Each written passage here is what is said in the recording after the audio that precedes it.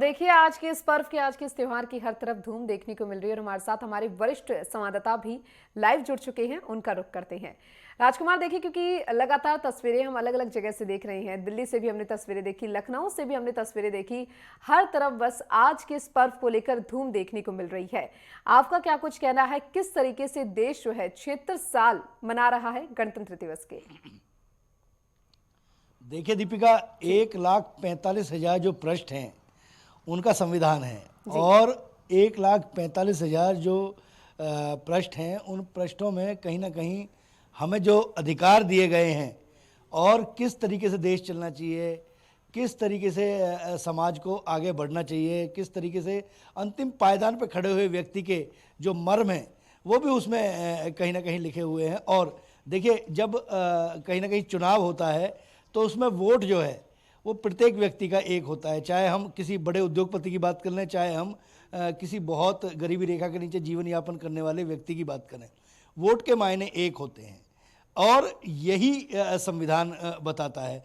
लेकिन 75 साल पूरे हो रहे हैं, शौर्य गाथा लिखी जा रही है और आज जो राजपथ है जिसको हम अब कर्तव्य पथ के तौर पे जानते हैं, इंडिया गेट, जो कहीं ना कहीं हमारे उन रणबांकुरों के जो गाथा है जिन्होंने अपने प्राणों की आहुति इस देश को आज़ाद कराने के लिए दी। और आज भी यदि देखिए ऐसा समय है आज के, हमें सीमा पर जो हमारे जवान हैं और खेत में जो किसान हैं उसकी बात करनी बहुत ज़रूरी है, क्योंकि आम आदमी का भरण पोषण तभी होता है जब धरती का सीना चीर के एक किसान जो है वो अन्न उपजाता है और उसी से जीवन यापन चलता है, उसी से आदमी का जीवन जो है, क्योंकि बिना रोटी के आदमी रह नहीं सकता।